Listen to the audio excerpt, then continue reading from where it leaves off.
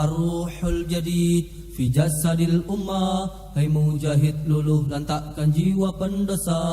Ar-ruhul jadid fi jasadil ummah. Hai mujahid luluh lantakkan jiwa pendosa. Ar-ruhul jadid fi jasadil ummah. Hai mujahid luluh lantakkan jiwa pendosa. Kami akan senantiasa ada kelompok orang dari umatku yang tegak di atas kebenaran dalam keadaan menang. Ya, jadi senantiasa ada kelompok yang mendapat kemenangan begitu dalam mukadimah itu. Pokoknya walaupun dia membuat semacam mukadimah kata-kata kemenangan, memang ada punya hadis Rasul ini pengambilannya. Apa hadis Rasul? Bahwasanya Rasul menjamin akan senantiasa sampai hari kiamat nanti ada sebuah kelompok yang menegakkan yang hak, tak mau punah. Bagaimanapun nanti orang menggiling habis ya, akan begitu menyita habisnya. Namun sudah janji Allah, kelompok yang menegakkan yang hak tidak akan pernah punah. Tak pernah hilang. Jadi karena do perang Badar di dalam tenda, kan Rasul berdoa, ya Allah tolong kau menangkan hamba-hambamu pada hari ini. Jikalau kalah hamba-hambamu pada hari ini,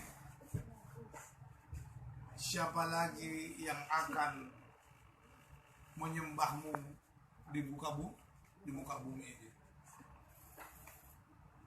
Padahal jaminan Allah itu jelas menang perang Badar. Sampai sahabat menegur Rasul, kenapa sampai begitu kali doanya? Apakah kita kalah? Tidak, kata Rasul. Tapi kan kita berdoa gitu. Nah, jadi akhir kesimpulannya begitu deh kan.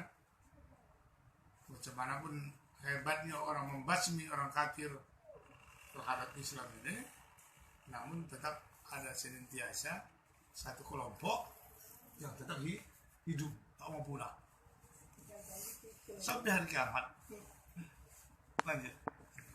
Menang berarti mendapat pertolongan berdasarkan firman Allah Ta'ala, A'udzubillahi minasyaitonirrajim. فَأَيَّدْنَا الَّذِينَ آمَنُوا عَلَىٰ عَدُوِّهِمْ فَأَصْبَحُوا ظَاهِرِينَ. Maka kami berikan kekuatan kepada orang-orang yang beriman dalam menghadapi musuh-musuh mereka, lalu mereka menjadi orang-orang yang menang. Surah As-Saffat ayat 14. Andai kata menang bisa di dunia ya. Ya kan, andai kata menang, kalau andai kata ini. Iya. Menang. Itu kenyataannya menang. Berarti dapat pertolongan di dunia. Apa tadi firman Allah tadi? Wa annallaha wa ayyadnahu alladzina amanu ala dan telah aduwwihim. kami kuatkan, kami tolong amanu orang beriman ala aduwwihim atas musuh-musuhnya. Fa'asbahu zahirin. Dan jadilah mereka itu menang ya. Menang. Asbahu zahirin. Betul. Udah, andai kata mati, coba tuh kata lah macam mana? Tidak. Tidak. Yang menolong adalah Allah. Yang menolong Allah. Para malaikat Dan orang-orang yang beriman. orang beriman. Maka kelompok tersebut selalu diberi kemenangan sampai hari kiamat. Ya. Golongan ini mendapat pertolongan dari Allah, para malaikat dan hamba-hamba Allah yang beriman. Bahkan seseorang mungkin saja ditolong dengan jin. Ya. Ia jin menolongnya dan menakut-nakuti musuhnya. Ya. Sebenarnya kita yang kurang yakin Awak ya. di dalam pertolongan Allah ini. Karena ada Al-Quran di surah Muhammad ada surah ini. Dan surah Allah ya. Zarrukum wa yusabbit aqdamakum. Jikalau kamu tolong Allah pasti akan tolong kamu. Nah, itu. Kalau memang kita rasa kita dinangha, menolong agama Allah, pasti tidak itu Allah kita. Tolong. Pasti. Yang menolong kita memang bahasa johir ini bukan untuk menolong istilahnya menunjukkan semangat saja. Ini kita pastikan tolong ini semangat, ayo semangat. Kita tolong. Tidak, memang untuk pertolongan. Menolong tadi pertama malah malaikat. Memang datang malaikat itu turun di perang Badar turun malaikat. Di perang Hunain, perang Khandaq. Tapi perang Badar yang ikut perang. Perang lain tak apa, itu hanya menakut saja. Memang malaikat langsung turun. Baru Orang-orang beriman. orang beriman. Ada saja kawan pertolongan tidak datang. Kalau anda kata kita menolong anak buah, lalu kau ganggu. Ganggu. Jadi betul jauh lah ini. Kumpulan yang kita buat ini ada semacam udang yang beli batunya. Mengunikan Allah. Jadi macam Allah gimana? Kenapa kamu ganggu Pak Juga mengajar segala macam? Kenapa you ganggu? Yang ketiga, jin. Begitu ada orang kemarin nak mengganggu apa, itu orang tu macam kami di jalan tu jam. Walau biasa semua yang megang senjata jam, nak makan terima senjata. Orang lewat bilang ada sebuah kisah nyata. Pokoknya ini ustaz ini seseorang nih ya keluar dari rumahnya mendai, tinggallah si bini di rumah. Tapi si bini yang di rumah ini nakal, anak selingkuh dia, panggil di jantan. Pulang kamu abang tu dah datang lamar kemari. Abang tu tak ada rumah. Tak ada rumah. Tak ada rumah. Tak ada rumah. Astaga. Jahat betul ni. Bisa nyata. Jadi pokoknya laki nampak gini sudah menitipkan rumahnya ke Allah Taala, tahu kan? Ya Allah, jaga anak dan istriku dari gangguan syaitan atau gangguan jin yang jahat. Jadi datang ini jantan ada janji sama ini. Oh, Itu kalau jauh, kami yang duduk di teras tu. Kau bilang Ada orang. Kau bilang tak ada, mak bilang kami tak ada. Anda tak jadi terus pulang. Kalau nak bunuh aku goyang. Tidak mana aku kata. Pokoknya ada jin di situ. Jin, datang situ duduk kami. Karena keikhlasan nampak kita itu demi agama Allah. Kita tak yakin itu.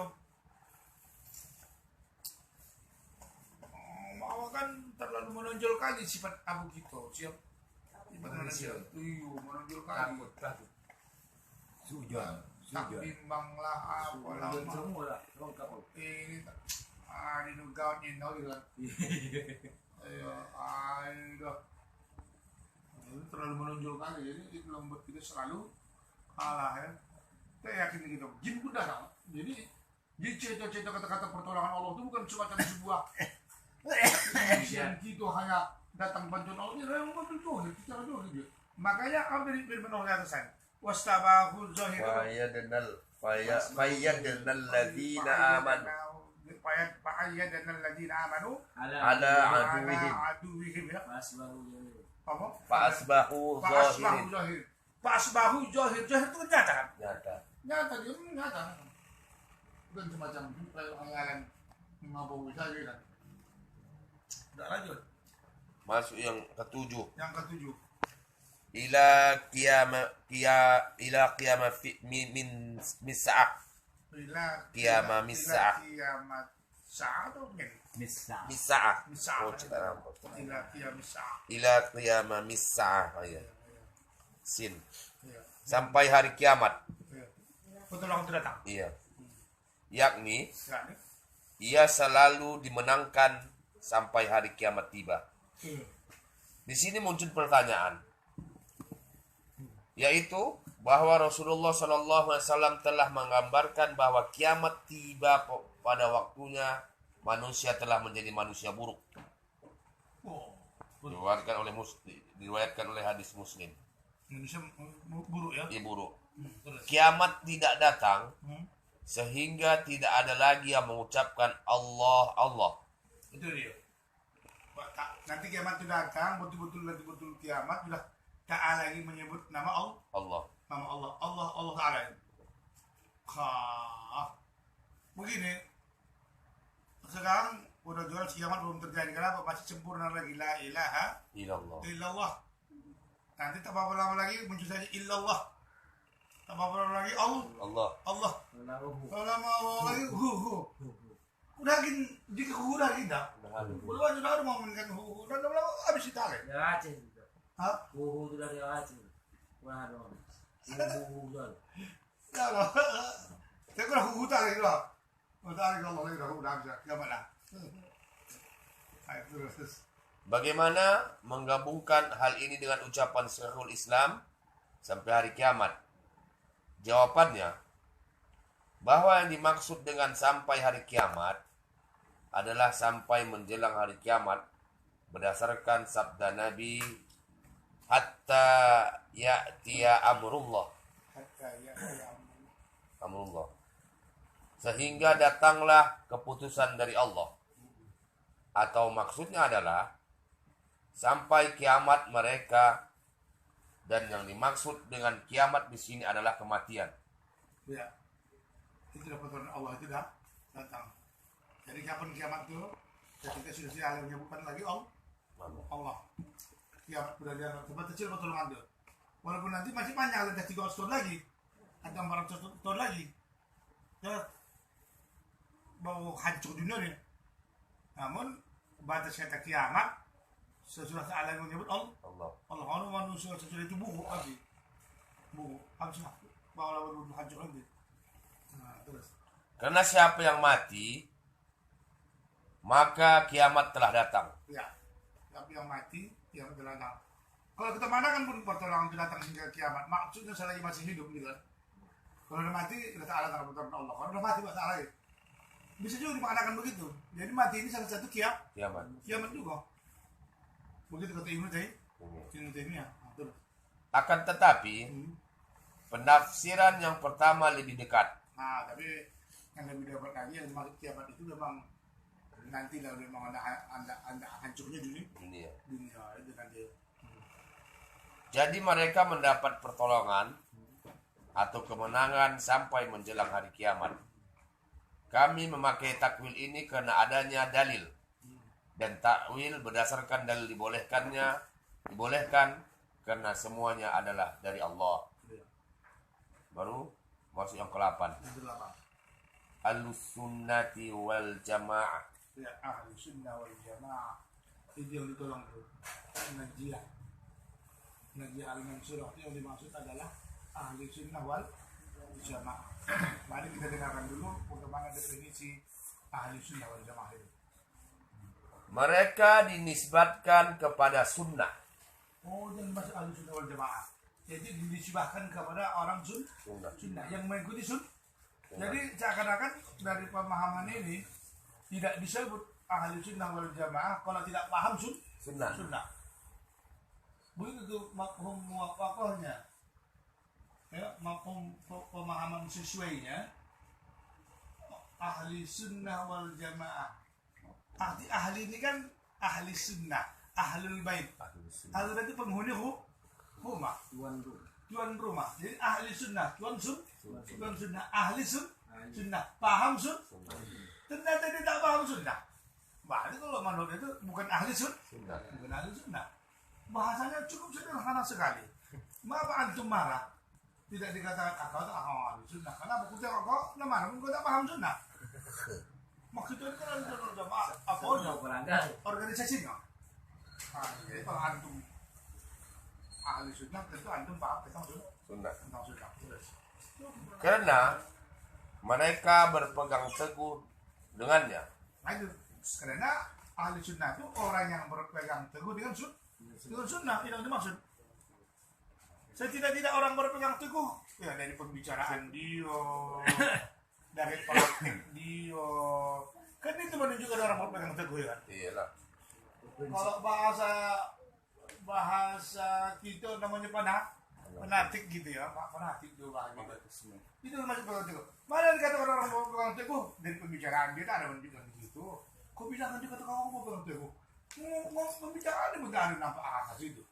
Oh iya, apalagi dari duduk selanya, cara ngomongnya, cara kehidupan tahu menunjukkan dia orang yang berpegang teguh. Kau bilang orang berpegang teguh. Jadi ahli sunnah itu adalah orangnya tersebut berpegang teguh dengan sunnah itu. Ya kan, kalau berpegang teguh ini paling tidaknya dia aktif mempelajarinya, ya kan? Aktif mempelajarkannya dan mengajarkannya dan mempertahankannya. Kan itu nampak ciri-ciri orang yang berpegang teguh. Ada orang kayak Yahudi bawa perintahnya. Mama, tuh bukan Tuhan aku berpegang teguh tuh dengan sunnah itu. Berpegang teguh baju di mau. Kalau sunnah mau, manipu mau, mana berpegang teguh namanya itu? Cuman jangan katakan orang itu ahli sunnah kan begitu kan? Iya. Dan mereka disebut jamaah karena mereka bersatu padu di atasnya. Nah, itu yang disebut dengan berjamaah. Karena mereka bersatu Disebut sunnah. bersatu padu. Maka dikatakan ahli sunnah wal jamaah. Artinya wal jamaah bergabung. Jadi orang-orang sunnah itu mesti bergabung dan bersatu.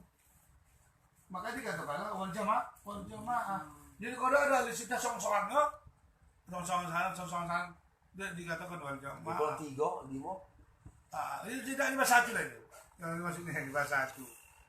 Wal jamaah. Jadi kalau belum satu, yang kau katakan dulu ahli sunnah wal jamaah ya.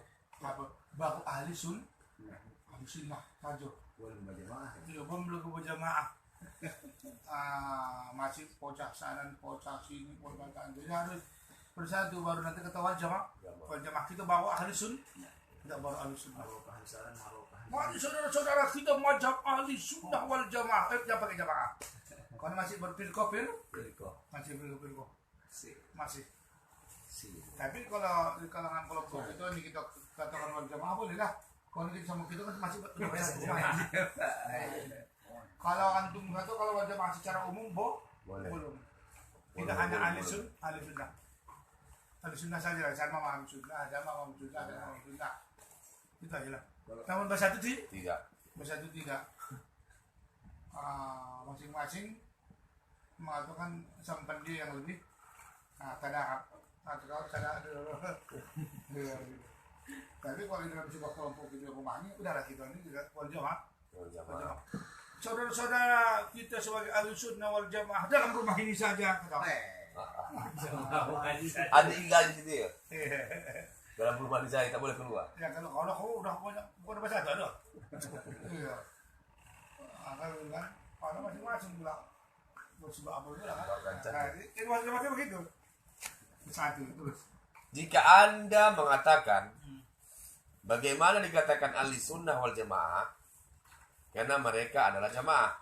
Kan ya, kalau Anda jika mengatakan ahli sunnah wal jamaah membenarkan apa itu? Karena antum berjamaah. Sederhana saja. Ada pada bahasa. Kalau antum itu kan, kenapa katakan ahli sunnah wal jamaah? Kalau antum berjamaah. Kenapa antum dikatakan makan bersama-sama? Kenapa jamaah? Kenapa berjamaah makan bersama-sama? Coba saat di dapur ada itu saran ada. Itu namanya makan serentak. Tapi tidak berjamaah. Tidak berjamaah. Sekarang ini serentak lah ya. Serentak, tapi tidak berjamaah. Tidak berjamaah. Nah itu bisa. Lain serentak, lain berjamaah. Makanya sebenarnya membina makan jamaah itu nampak tidak. Kita yang selalu bukan makan berjamaah, makan serentak. Tapi kalau terkumpul begini mau juga lah, termasuk juga berjamaah. Makanya masa piring sahabat, Makanya masa piring berdua, bertiga. Tampan. Salam. Memang sebagusnya begitu Pak. Menunjukkan makan berjamaah itu begitu. Setalam nih. Makan rame.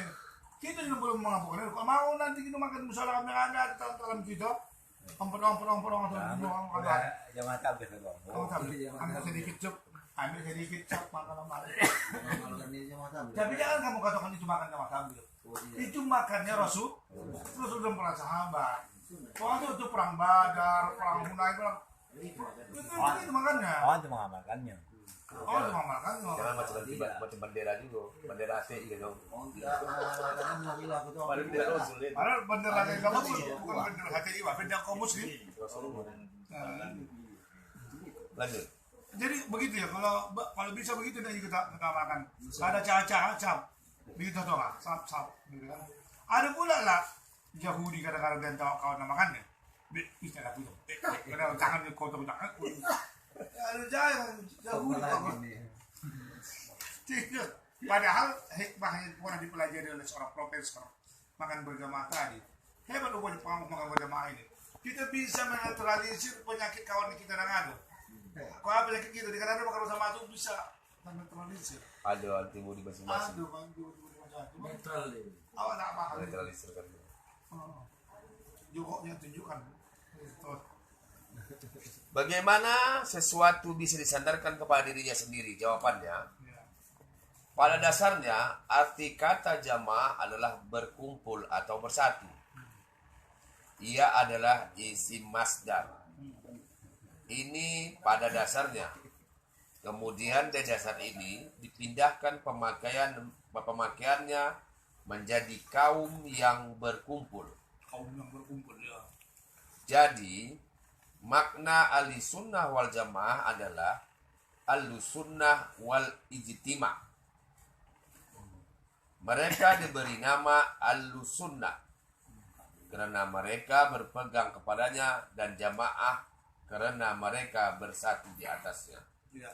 Bersatu di atasnya. Di atas mana? Di atas sunnah. Jadi kalau ada orang sudah bersatu di atas sunnah itu bukan sunnah berada di atas jamaah, tapi jamaah itu Jamaah karena mereka bersatu. bersatu di atas sunnah itu. Itu yang dimaksud dengan ahli sunnah wal jamaah. Terus Oleh karena itu, golongan ini tidak berpecah belah seperti yang terjadi pada ahli bid'ah. Kita lihat ahli bid'ah seperti Jahmiyah berpecah belah, Mu'tazilah berpecah belah, Rafidah berpecah belah, ahli ta'til pun berpecah belah. Lain halnya dengan golongan ini. Ia bersatu di atas kebenaran. Meskipun tetap terjadi perbedaan, akan tetapi perbedaan yang tidak menimbulkan mudarat. tetap juga dianggap ahli sunnah wal jamaah selagi kelompok yang di sana sunnah ini juga yang diperjuangkannya, yang sana pun begitu juga dan begitu. Kalau namun terjadi perbedaan ini, itu pasti terjadi, tetapi bukan perbedaan yang menimbulkan sebuah mudarat. Mudarat ini sampai timbul peperangan, ini tidak. Nah, walaupun terjadi kelompok-kelompok gitu, namun tetap berada di atas sunnah ini. Kalau bisa Kalau jamaah juga lah. ya. Ia adalah Ini adalah perbedaan di mana sebagian tidak menyatakan sebagian lain sesat karenanya. Nah, itu bisa kentongnya. Walaupun terjadi kelompok, tapi kelompok ini tidak pernah menyesatkan kelompok yang di sana. Tapi kalau sudah mau menyesatkan dan mengkafirkan, itu baru namanya perpecahan. Hanya ini kalau andai kata dengan bahasa ini dikatakan perpecahan, tidak. Ini hanya perbedaan saja. Kalau udah ada timbul menyesatkan. Perbedaan organisasi, gitu maksudnya. Terus. Artinya, dada mereka tetap lapang karenanya. Lapang dada kita, tak apa. Ada kelompok sana. Kalau apa pun diperjuangkan apa begini. Atau kalau bahasa kita selalu dulu untuk mempermudah bertemu. Kalau kami bertemu nanti kan terlalu apa kali. Iya. Udah cukup kelompok sana ada ketuanya, kelompok sana ketuanya begitu. Begitu kawan. Terus Benar, benar. mereka pun berbeda pendapat dalam perkara-perkara yang berkaitan dengan akidah, seperti apakah Nabi melihat Allah dengan matanya atau tidak, atau apakah siksa kubur untuk jasad dan ruh, atau untuk ruh saja, dan masalah-masalah yang lain di mana mereka berbeda pendapat padanya. Akan tetapi ia adalah masalah-masalah yang biasa dikatakan furu atau cabang jika dibandingkan dengan usul atau pokok. Ia tidak termasuk usul. Sempat perbedaan tadi termasuk usul, itu sudah dianggap perpecahan. Kalau hanya peruyah saja, tidak, masih dianggap berjamaah. Insya Allah. Gitu. kayak ada kata isyarat ada juga kalau santai, tapi orang tuh masih masih memperjuangkan sunnah gitu. Namun perbedaan terjadi, tapi perbedaan tadi tidak saling menyesatkan gitu kan. Tidak terjadi perbedaan pada usul gitu. Hanya perbedaan pada cabang-cabang saja, seperti macam khilafiyah. Kalau dia ngomongnya isyan bakurut jadi tidak hanya seperti itu aja apa lah. Masih dianggap sudah jamaah itu. Terus Di samping itu, walaupun mereka berbeda pendapat, mereka tidak saling menyatakan bahwa penyelisihan adalah sesat. ya enggak malah. Lain urusannya dengan ahli bid'ah. Kalau yang bilang nanti mau orang terus. Jadi, Jadi mereka berkumpul di atas sunnah, maka mereka adalah ahli sunnah wal jamaah.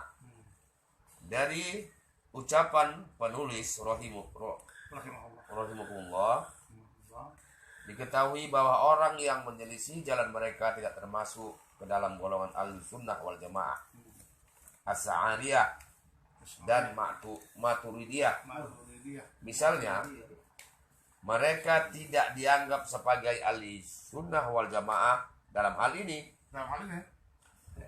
Karena mereka menyelisih ajaran Nabi dan para sahabat beliau dalam memahami sifat-sifat Allah berdasarkan hakikat sebenarnya. Ya, itu udah perbedaan usul itu. Usul bang tuh ya. Berarti al-usul itu yang apa usul jamaah ya? Iya. Tidak bagus itu kan Ustaz. Iyalah. Apa Asy'ariyah? Al Asy'ariyah itu kan juga. Tauhidnya. Tauhidnya itu. Itu kan perbedaan terjadi pada usul. Ah, Kan tauhid kan masalah usul itu. iya. Pokok itu. Al